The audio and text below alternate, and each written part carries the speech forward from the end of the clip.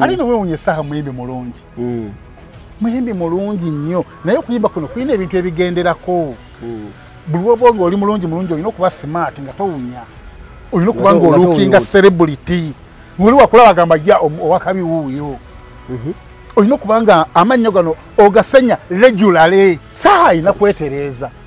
Aina balina ne bannamawulire bamujjako interview be balina obuzibu. Gwino ogenda ojjako omuntu interview ng'okimanyi nti ogitwala ku radio ogitwala ku TV.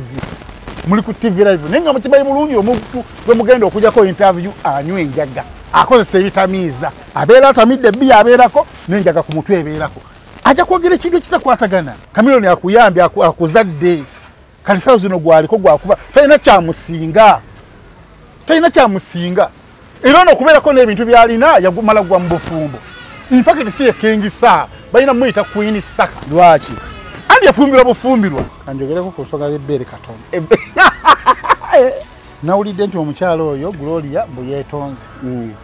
Mbuyetonda buba nange mu nsonyi wakatambi okubanga kaatoloka. Kalina gikava ne kajjemba. Nnyabo toddamu tusirwalira kaatenyi. Kati weetonda mu kyalo. Kati lwaki omuntu okwetonda kitegeeza ati ndofe tetwasiimye. Neffe tuba twasiimye ate weetonda ki? Mwasiimye akatambi. Ono Jojo gwe tutasiimye alina okutwetondera nti mbeetondera okubalaga ebintu ebibi. Ebintu ebikuusidde mu kyafu bimyufu toyinza kubanga olya nnyama ng'olabye Jojo n'ogenda n'olya ennyama n'osaba ennyama alinga babuuni emabega ziba zaamyuka zirimu ebimyufu. Omwana yakula bubi nnyo.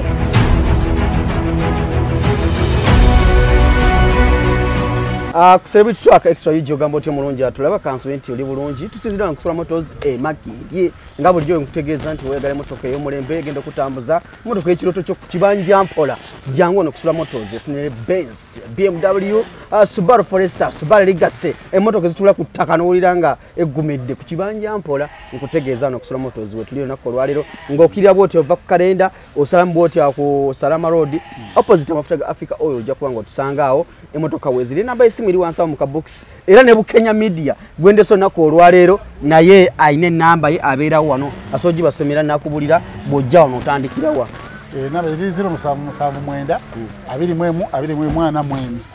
kale awo tugenda otandika ate tugenda kulanda gannyo tuli ku nsonga za heavyweight Jose Chameleon versus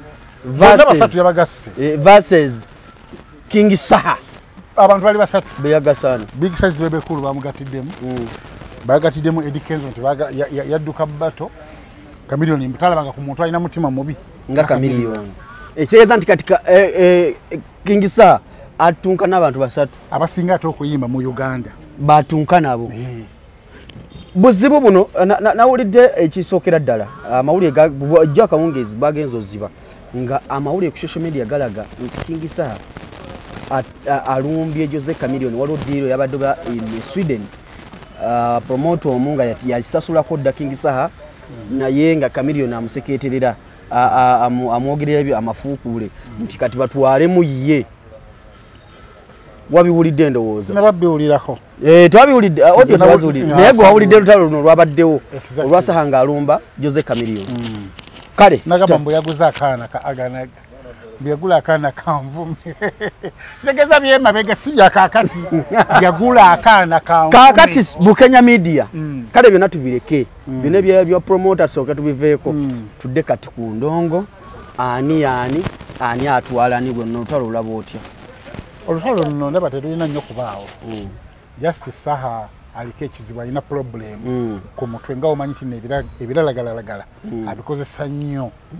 kati alina obuzibu ku mutwe alina weewunye Saha muyimbi mulungi muyimbi mulungi nnyo naye okuyimba kuno kulina ebintu ebigenderako buli wobonga oli mulungi olina okuba smart nga towunya olina okuba nga olookinga celebrity ng'oli wakulaba gamba ya owakabi wuuyo olina okuba nga amannyo gano ogasenya regularly olina okuba nga ekinaabiro tekifuuka mulabe wo nti bwolaba ku kinaabiro ogamba yakangende naabe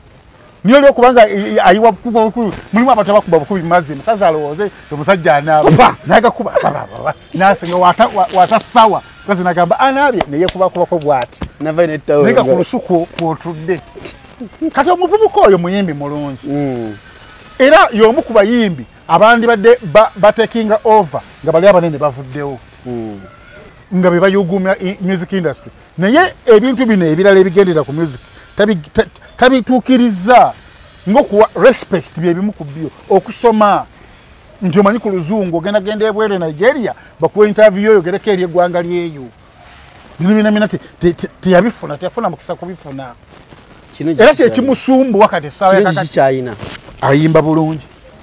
kati nze mugerageranya na mbizi ate etya nti embizi yemu ku bisolo ebisinga okuwooma mu nsi muno naye kiddugala bw'osangawo embizi ng'etambula ne bagamba nti kiri kyolidde ekiwooma yeyo embizi owakana embizi kyova olaba nti tebagiriira na muludde abatunda embizi beekweka eri ogenda eri mukuziika ng'embizi eri mimwanyi naye nga kukuwooma kuwoomi kwetudde naye ng'ennyama ye tebagisalidde wali mu bantu ennyama ye tebagisalira mu bantu abantu bagigula ne bagitwala ewaka naye nga tewooma ate kutuuka mbizi kyokka ate ng'embizi eddugala embizi tebeera na bisolo birala wali olabye kontino kati waliwo abalunda ente olaba nga ente zigenda embuzi endiga byonna bigenda wali olabyemuko n'embizi nti bagitwala ku ttale mbuzi genda ku ttale ebisolo bibyo bigenda nga n'embizi mweri waliwo kirabyeko tekyasosietinga na bisolo binne waabyo kati mubufunze tasosietinga na bayimbi banne akola ntalo ku bayimbi nga yeesigamye ku byobufuzi ku politics nga ye waali owa nuupu bw'abagala amasanyalaze mugende nakawuka oba kamwokya naye ng'omuntu agamba nti ebyamasanyalaze si wa movement yayimba tubonga naawe era njagala bebe kulu afulumya akatambi nga amusasula ssente ayinza ogamba nti sente zaabwe nazibalekera kubanga bebe bonna yabali kodinga yabasasula tubonga nawe project yawananga gavumenti kati gavumenti esaawa zino gye yawananga ekoze eki anti yagiwananga lowooza enaakola ebintu ebyenjawulo era ebikoze bitugenda bugenzi mu maaso tutudde amabega kubanga naye ayimba ekiro nava kuno n'agenda embalala n'agenda kuno n'agenda e Congo yatali amukubyeko mu kkubo kitegeeza nti no security n'enguudo bye bateekawo bifevalinga gundi ye bizinensi ye gy'akola Saha ayina kwetereeza ne bannamawulire abamujjako interview be balina obuzibu gwe n'ogenda ojjako omuntu interview ng'okimanyi nti ogitwala ku radio ogitwala ku TV muli ku TV live naye nga mukimanyi bulungi omuntu gwe mugenda okujjako interview anywa enjaga akozesa ebitamiiza abeera atamidde bbiya abeerako n'enjaga ku mutwe ebeerako ajja kwogera ekintu ekitakwatagana ate TV ziswale yeetagamu aba YouTuber n'omujjako interview nodde waka n'otandika okusala muno gamba wanaaligedde bubi kubanga muli wanjaga niyo omuntu omwenjaga ne bamusaako live n'ayogera ebitakwatagana n'omutwala mu rehab n'amala emyezi 4 n'avaayo ayinza okwegana ebigambo ebyayogeddwa nti sinze nabyogedde nsinakulumba ku Chameleon nti nze nayogera ebyo buganda Chameleon nsonyiwa kubanga Chameleon yamuleeta mutabani we yaliva mu Lyon Island twali tetumumanyi olina okwapulishetinga n'ogamba ono nabadde akoze kino ye yandeeta abantu bangi balwanye okuba akajji kabalemye Chameleon akuyambye akuzadde kati saa zino gwaliko gwakuba talina kyamusinga era ono okubeerako n'ebintu byalina yagumala gwa mu bufumbo infact si ekengisa balina muyita Queen Saka lwaki andi yafumbirwa bufumbirwa kingi alina kuba musajja kati oyene nakawuka waali olubiri olwo waali kati gwengala ombulire yakola kivulu ki ekyamutuukisa okubanga azimba olubiri olwo mulirwanwa lulwe ate yayagalayo mu nsiko wasobola okulibira enjaga nyiwa kyere teryamugambako mu muwogo waliwo ebikolo bya muwogo bina ekyenjaga kimu obeere n'ogamba ne muwogo ngaali kumukumu kumbe mulimu n'enjaga yamala kufumbirwa kuba nnyo close up shot kati in case nze siina kyentya nze nkigambira King Saha ava ku basajja kola ebibyo singa bakugula mu bivulu singa oyo asinga n'okuyimba ku mikolo ku nnyimba za lavu zayina niye abantu bagamba tunaleeta tutya omuntu awunya tunasembereza tutya omuntu atanaaba niwayambala kugambe wowulira eddoboozi lya King Saha ng'ayimba oyinza ogamba banaekanirabe omuyimbi ajja agenda okujja ngaowakana nti si abiyimbye eddoboozi ddungi nnyo okusinziira kuye ku nfaanana ye tabanekuba amalusu mazi onkubya amalusu eddoboozi ddungi nnyo okusinziira ku nfaanana y'omuyimbi okwogera nnyo onkubya amalusu embizi gye nagambye nti embizi ewooma nnyo naye nkyafu kyogamba oyinza kukkiriza nti ekintu kino kyolya ddala y'embizi kyogamba nti King Saha bw'aba ng'ayimba katugambe ng'ali ene mabega wene mmoto ng'oli wano ng'owulira ddoboozi ogamba bannange y'omu ku basinga okuyimba mu Uganda naye ate bw'ajja ogamba si yaye si abiyimba tafaanana nga basita alinga omwava alinga omunaku yalimira tayagala kwefaako olina okuba nga oli sita nolaba ono omwana Tomudde yakajja n'omulaba olabira ddala nga sita Tomudde n'omuzabibu yakajja niye afaanana basita ne gwe amaze emyaka 2 mu kuyimba 15 saa amaze emyaka egiwere 15 nibajja olaba olususu ng'oyinza okugamba nti nno baava kulima alinga ono omuganda wa Chameleon oweno yayimba mbuzi nanaani bamuyitaani kirevajje talina njawulo na kirevajje kajagala okutwala ku mikolo bakupangisa oyimbe ng'ofaanana bwotyo ate odda ku basajja abakoze abanyirira abalina ensusu abakola erinnya Chameleon mu Africa teri atamumanyi gwe gwoliko gwojolonga mbo baleete bebekulu mu kolabo baleete kenzo byonna byonna bikoze musically akubye ensi zonna internationally gwe gwoliko gwobabeja takunyega kubanga si kirasi yo siga mwali kirasi singa kusabadda mu bato tijatweku njangu twekube neno nonye bakabako wade bagamba nti bakolewo bato ya kenzo ne Saha ngani akelo jikola Saha ayinza okuyimirira mu kenzo kaiza ayinza okukkiriza ebyo ebyekisiru oli presidential advisor mulamba senior presidential advisor president w'abayimbi nga nowe magere wa mutwaliddemu BET winner international teka video ya lunaku lumu nebanga erabiddwa abantu emitwalo 5 munaku nnyo beyingidde akakadde ng'owetegeraganya n'oyo ayina mu buliri bwe mulimu minisita mu buliri mu bulangiti mu kwebikka muti mulimu senior president advisor ne minisita bali wansi mu blanketi gw'oli mu kunywa njaga n'ekyo neebuuza kiri kimu kale nga tuvudde nekyakagoyogeza busungu bo asi busungu buko yamanyira nnyo kyembuuza kiri kimu Chameleon abadde mu industry n'ebbanga eriwera ne bana abasinga bazze bamusangawo oli bw'avaayo n'agamba Chameleon nekyasinza omutabula okugamba nti King Saha yagambye mbu yamuwandiikira oluyimba valuvalu aziwandiikire nnyina wangi talinayo baganda be aziwandiikire baganda be ate ye muyimbi azeeyimbire Chameleon yagambye bye bwagenda mu studio tagenda nkona kitabo nti ageze na luyimba luyimba kati oli agamba atya nti yamuwandiikira ate va ku ekyo Saha yali ayogedde ku Luswayiri ayimbe ku Luswayiri nti oba mu style ya Chameleon yali agiyimbyeko bwogamba otani no wayimba kati kubanga ogamba nti nno David Lutalo yayimba oluyimba ziza bafana yayimba ndi David Lutalo yawandikira ziza bafana oluyimba golaba kisoboka style yono ndala neyono ndala oli waraga ono wa soft kadongo kamu oba bandi ntebikwatagana n'oyogera basa okola kolabo kuba esoboka niye olabanga era temakinga era olabanga temakinga anti kyengamba buli omu wandika byagenda oyimba ali yagambye yawandika valuvalu ne badirisa bifu agatugo badirisa oyo alina amagezi agawandika oluyimba bwerutyo alina amagezi agawandika oluyimba bwerutyo singa yawandika z'abadde bitale zigwa mu kkobo eryo awo gamba kale niye awandika eraga Chameleon gwakuba mu Luswayiri valuvalu nanana alimba ayagala jasi abere ku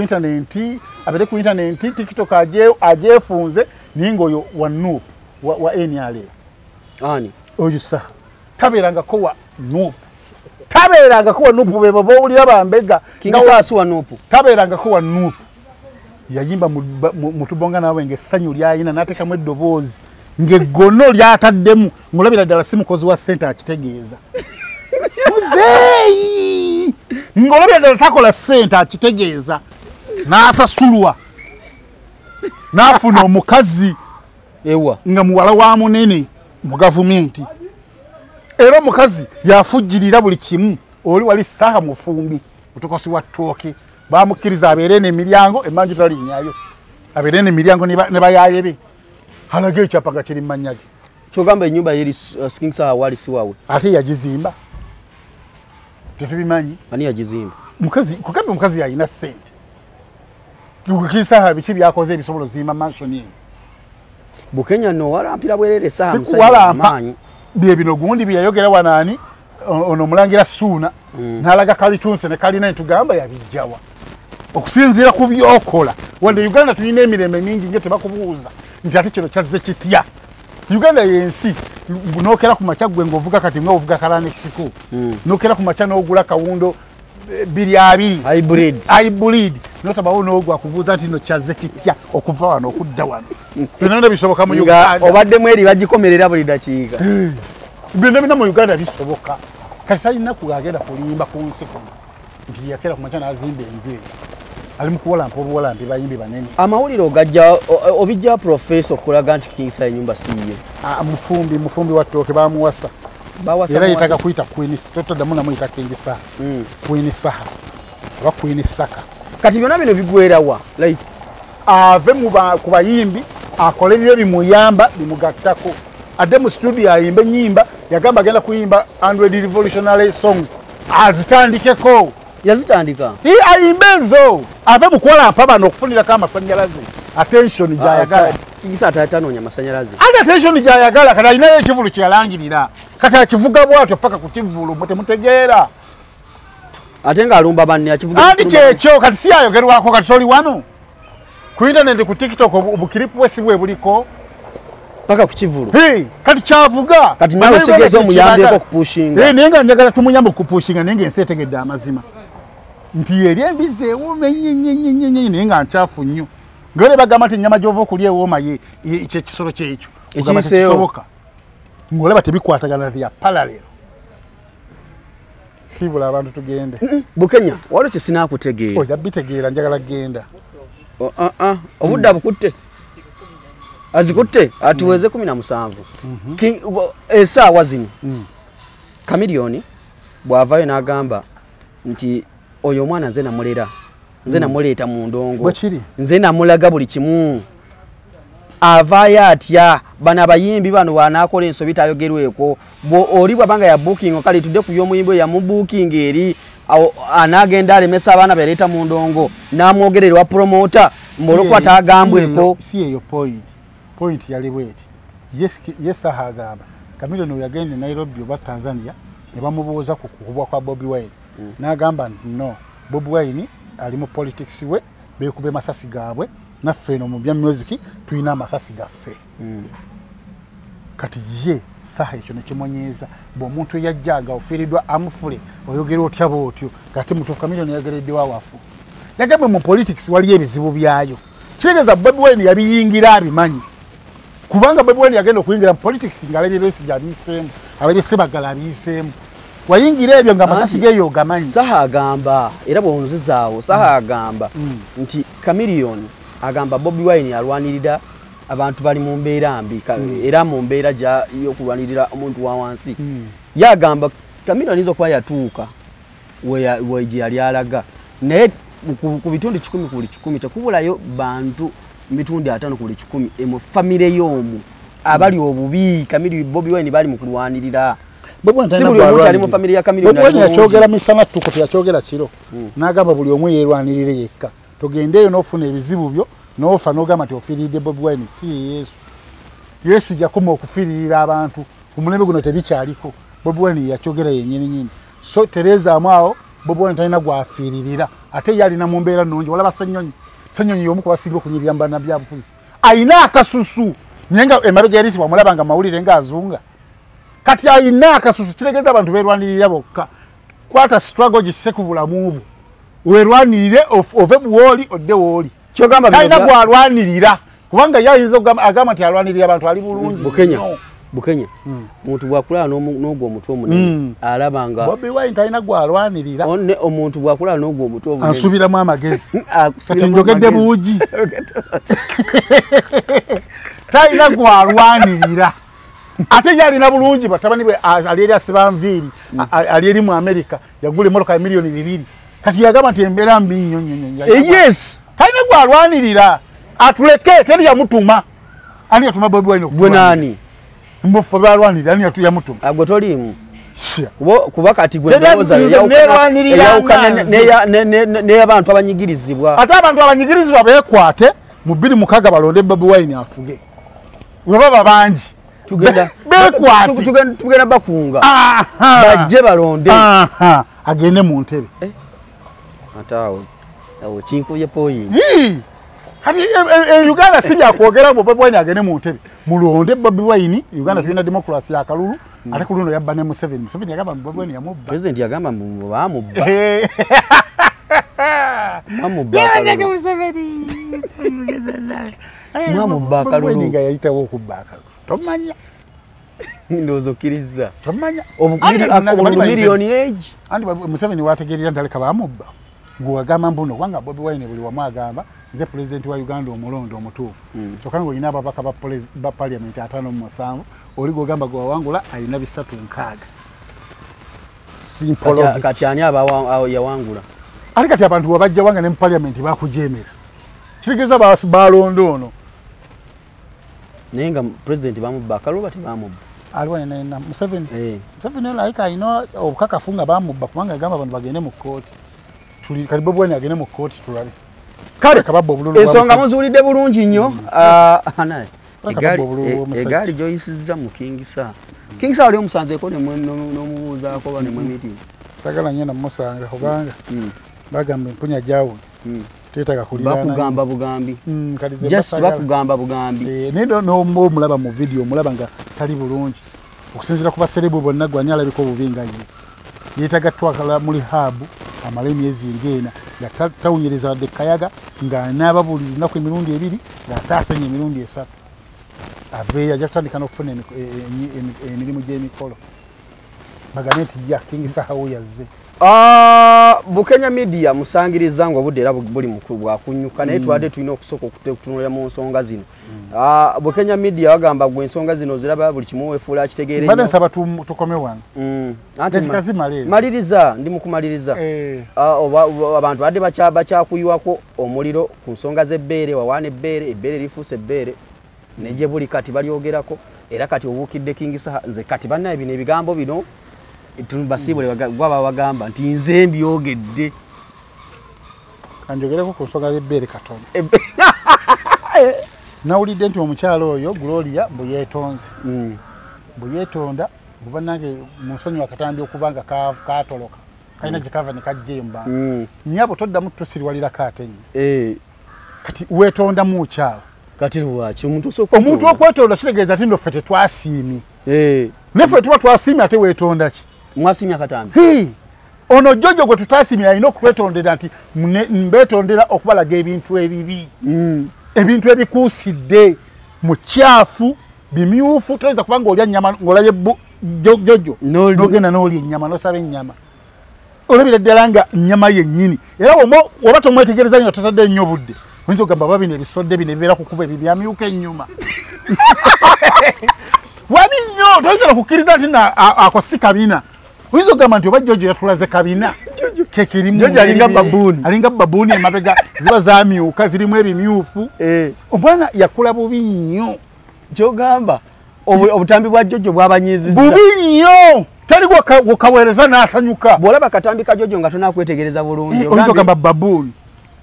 kisodde bino ennyuma yaabyo ewamyuka wakuusira waddugavu alinga ayina n'ebikalakampa oyinza ogamba ngege ate munda biri munda Jojo mubi nnyo nze omwana bale simumanyi ninga okwata otya ekintu ekifaanana bwe kityo n'okiweereza boyfriend wo oba boyfriend n'abeerawo nga wakikwata nga bw'okimanyi bulungi nti byomulaga bifaanana bwe bityo bibi tebisikiriza babuuni nzayinza n'okunzija ku bifo by'ekyama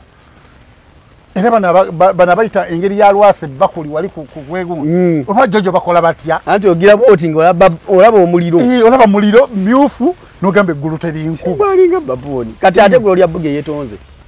okwetonda kwa gwe buge ono Jojo yalina otwetondera kubanga yatulaze ebintu ebikyasinza okuba bibi nnyo wakyafu waliyo ebitulututtu alinga alina kabootongo bwamyuka nnyo ate yesokola yegazira wagazi nnyo yeetaga mufunze n'ofuna muntu mugazi ng'oyo oteetaga tayinza namulongoosa ng'agenda kuzaala aba azaalirawo n'omukono gujjayo wagazi ate wabi ate waddugala wakyafu wazika oyo yatusaze era singa ono yasoose Gloria n'asembayo twandikisinga tulina akamwenyumwenyu ku matama naye tusooka ne tulaba ebintu ebirungi ate ebibi ne bijja wali olidde ku kikajjo n'osooka wakulu n'osebya y'ensigo kyetuliko. Kali Gloria ate talina kwetonda. Obula Gloria tugamba nti oluddako kolamuko ne booti. Atya booti. Kali kebadde kyekamazi. Akemabega. Kyekamazi ate nedda ekirala. Eddakika zino noze yongeremuko ku buwanvu. Kuko yabawa. Yabawa seconds 11 kibadde kikola. Mwagala dakika kidakika muba seconds 45 oba wekkanyiza. Wano yayita mu lujja. Kiki wa offer ki. Kati nda nkuwa akafaananyi ng'oli mukwekanga okalaba. Ate wekagwako. Ayo nodda mukagwako mangu. Tuwe mukokka wanvu. Gwe tukukirize